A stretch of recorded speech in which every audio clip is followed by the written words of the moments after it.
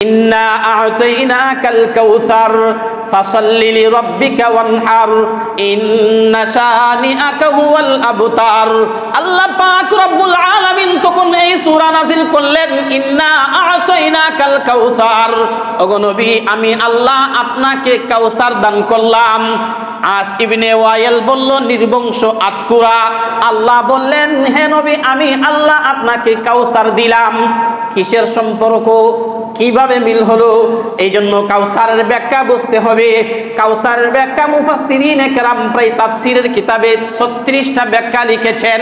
এর মধ্যে একটা ব্যাখ্যা হলো কাউসার বলতে খাইরে কাসির দান করলাম, অজস্র কল্যাণ দান করলাম, অগণিত কল্যাণ দান করলাম। ইয়া রাসূলুল্লাহ, ইয়া হাবিবাল্লাহ, আমি আল্লাহ আপনাকে অজস্র কল্যাণ দান করলাম। কাউসারের এক মর্ম হলো, ইয়া রাসূলুল্লাহ, ইয়া হাবিবাল্লাহ, কাউসার বলতে আমি আল্লাহ আপনাকে নেককার আওলাদ, নেককার সন্তান দান করলাম। কি দিয়েছেন? নেককার সন্তান দিয়েছেন। নবীর নেককার সন্তান, নবীর উম্মত। এই জন্য নবী হলেন রূহানি পিতা। নবী কি?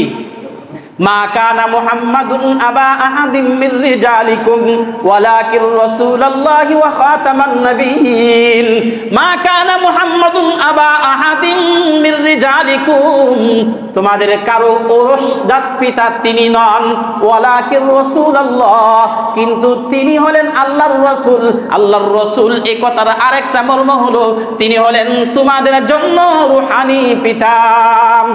কোরআনুল কারীমে যতগুলি ছোট্ট সূরা আছে, যত সূরা আছে, সূরা হলো 114টা। কয়টা সূরা ভাই? 114টা সূরা। এর মধ্যে দুইটা সূরা হলো সবচেয়ে ছোট্ট। একটা সূরার নাম হলো সূরাতুল কাউসার, আর একটা সূরার নাম হলো সূরাতুল ইখলাস। ইন্না আ'তাইনাকাল কাউসার, আর একটা হলো কুল হুয়াল্লাহু আহাদ। আল্লাহ পাকের জন্য বিশেষ করে আল্লাহর জন্য একটা সূরা, বিশেষ করে নবীর জন্য একটা সূরা।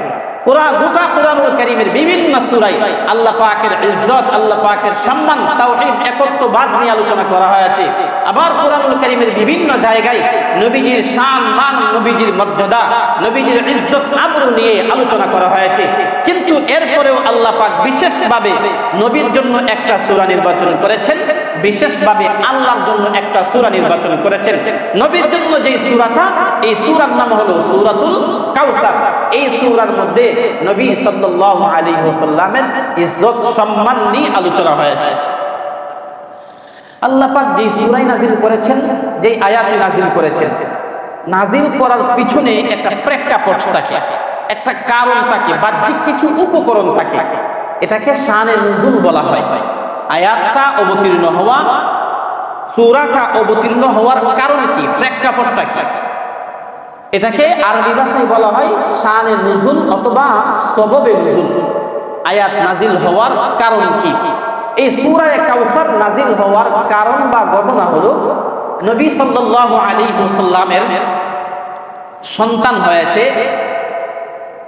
সন্তান তিনজন হলেন মেয়ে, আর তিনজন হলেন ছেলে।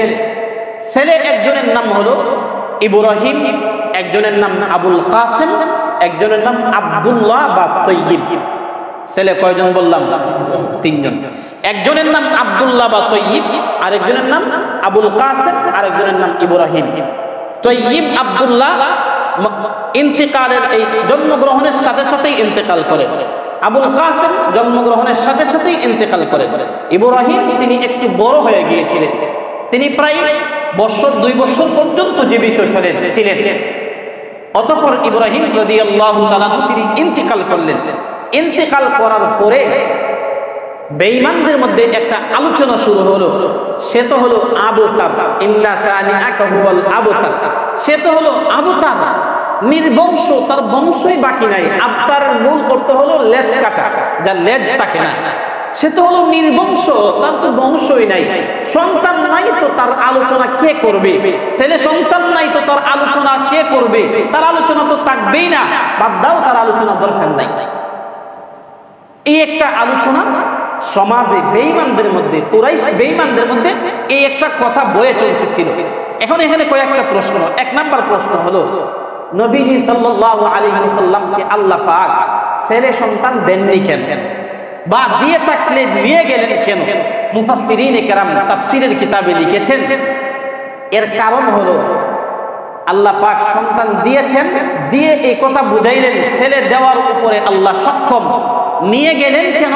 এর পিছনে কারণ, যদি ছেলেরা বেঁচে থাকতো, জীবিত থাকতো, বড় হতো, তাহলে মক্কার কুরাইশরা বলতো, ও মুহাম্মদ কেমন নবী, মুহাম্মদ তো নবী, কিন্তু মুহাম্মদের সন্তান ইব্রাহিম, আবুল কাসেম, তৈয়ব, তারা তো নবী না।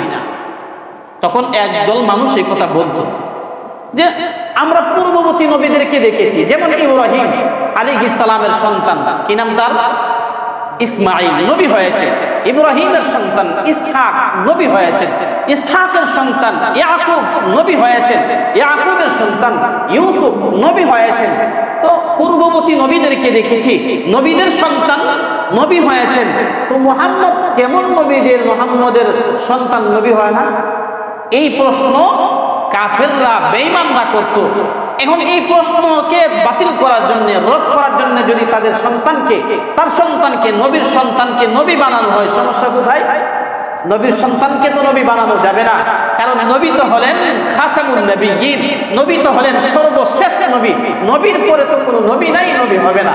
এই জন্য আল্লাহ পাক যেন বেঈমানরা, যেন কাফেররা অদূর ভবিষ্যতে নবীকে এটা বলে লজ্জা দিতে না পারে, হে মুহাম্মদ ইয়াকুবের সন্তান নবী হয়েছে, ইব্রাহিমের সন্তান নবী হয়েছে, ইসহাকের সন্তান নবী হয়েছে, আপনি কেমন নবী হলেন যে আপনার সন্তান তো নবী না, এই কথা যেন আল্লাহর নবীকে বলতে না পারে কাফেররা। এই জন্য আল্লাহ পাক নবীকে ছেলে সন্তান দিলেন, ইব্রাহিম, আবুল কাসেম, তৈয়ব দিলেন, দেওয়ার পরে নিয়ে গেলেন যেন ভবিষ্যতে নবী না হওয়ার কারণে আল্লাহর নবীর নবুয়তের উপরে যেন কাফেররা কোনো প্রশ্ন করতে না পারে, এই জন্য আল্লাহ পাক এই সন্তানকে নিয়ে গেলেন। কিন্তু এবার দেখেন এই সমাজের অবস্থাটা হলো, বিশেষ করে আস ইবনে ওয়াইল নবীজির দুশমন, চরম পর্যায়ের দুশমন, সে একদিন আবু জাহেল, উতবা, সাইবা, নজর বিন হারিস ওদের সামনে বলতেছে, আরে মুহাম্মদের কথা বাদ দাও, ওর তো আলোচনা করার মতো কোনো লোক হই নাই, এর আলোচনা এত করার দরকার কি? তার ছেলে 2টা-3টা জন্মগ্রহণ করছে, সব চলে গেছে, সে আর কয়দিন বাঁচবে? সে আর চলে যাওয়ার পরে তার নাম নিশানা নেওয়ার মতো লোক থাকবে না, সে নির্বংশ। আঞ্চলিক ভাষায় আটকুরা, কি বলে? আটকুরা, সে তো আটকুরা, তার ছেলে সন্তান নাই, এর মানে হচ্ছে সে আটকুরা। সুতরাং তার নাম নেওয়ারও দরকার নাই, তার আলোচনা করারও দরকার নাই, অল্প কিছুদিন পরেই দেখবা তার নাম নিশানা একবারে নিশ্চিহ্ন হয়ে যাবে। তখন আল্লাহ এই সূরা নাযিল করলেন, ইন্না আ'তাইনাকাল কাউসার ফাসাল্লি লিরাব্বিকা ওয়ানহার ইন্না শানিআকা হুয়াল আবতার। আল্লাহ পাক রব্বুল আলামিন তখন এই সূরা নাযিল করলেন, ইন্না আ'তাইনাকাল কাউসার, ওগো নবী আমি আল্লাহ আপনাকে কাউসার দান করলাম। আস ইবনে ওয়াইল বলল, নির্বংশ আটকুরা। আল্লাহ বললেন, হে নবী আমি আল্লাহ আপনাকে কাউসার দিলাম। কিসের সম্পর্ক, কিভাবে মিল হলো? এই জন্য কাউসারের ব্যাখ্যা বুঝতে হবে। কাউসারের ব্যাখ্যা মুফাসসিরিনে কেরাম প্রায় তাফসীরের কিতাবে 36টা ব্যাখ্যা লিখেছেন। এর মধ্যে একটা ব্যাখ্যা হলো, কাউসার বলতে খাইরে কাসির দান করলাম, অজস্র কল্যাণ দান করলাম, অগণিত কল্যাণ দান করলাম। ইয়া রাসূলুল্লাহ, ইয়া হাবিবাল্লাহ, আমি আল্লাহ আপনাকে অজস্র কল্যাণ দান করলাম। কাউসারের এক মর্ম হলো, ইয়া রাসূলুল্লাহ, ইয়া হাবিবাল্লাহ, কাউসার বলতে আমি আল্লাহ আপনাকে নেককার আওলাদ, নেককার সন্তান দান করলাম। কি দিয়েছেন? নেককার সন্তান দিয়েছেন। নবীর নেককার সন্তান, নবীর উম্মত। এই জন্য নবী হলেন রূহানি পিতা। নবী কি? মা কানা মুহাম্মাদুন আবা আহাদিন মিন রিজালিকুম ওয়ালাকিন রাসূলুল্লাহি ওয়া খাতামান নাবিয়্যিন। মা কানা মুহাম্মাদুন আবা আহাদিন মিন রিজালিকুম, তোমাদের কারো পুরুষজাত পিতা তিনি নন। ওয়ালাকিন রাসূলুল্লাহ, কিন্তু তিনি হলেন আল্লাহর রাসূল। আল্লাহর রাসূল এই কথার আরেকটা মর্ম হলো, তিনি হলেন তোমাদের জন্য রূহানি পিতা। কি পিতা আমাদের জন্য? রূহানি পিতা। এই জন্য ইলমের জগতে উস্তাদ হলো রূহানি পিতা, চাই বয়সে কম হোক, বয়স কম, কিন্তু তিনি তার উস্তাদ, ইলমের উস্তাদ, হাদিসের উস্তাদ, কোরআনুল কারীম পড়ানোর উস্তাদ, তরজমা শিক্ষা দেওয়ার উস্তাদ। উস্তাদ যিনি হবেন তিনি হলেন রূহানি পিতা, পিতার আসলে পিতার স্থানে। তো নবী সাল্লাল্লাহু আলাইহি ওয়াসাল্লামের সকল উম্মতকে আল্লাহ পাক বলেছেন যত অনুগত উম্মত আছে যারা নবীকে মানবে, নবীর অনুসরণ করবে, তারা হলো নবীর রূহানি সন্তান। আসিফ ইবনে ওয়াইল কি বলেছে? তার নাম নেওয়ার দরকার নাই, তার নাম নেওয়ার মতো দুনিয়াতে কেউ থাকবে না, তার আলোচনা এত প্রয়োজন নাই। আর আল্লাহ বললেন, হে নবী, আমি আপনাকে কাউসার দিলাম, আপনাকে আমি কাউসার দিলাম। এই কথার এক মর্ম হলো বেশি বেশি নেককার সন্তান দিলাম, রূহানি সন্তান দিলাম। এই রূহানি সন্তানই আপনার নামকে পৃথিবীতে সমুন্নত রাখবে। এই জন্যই আল্লাহর নবী বলেন, তাজাওয়াজুল ওয়ালুদাল বাদুদ ফাইন্নী মুতাকাসিরুন বিকুমুল উমাম।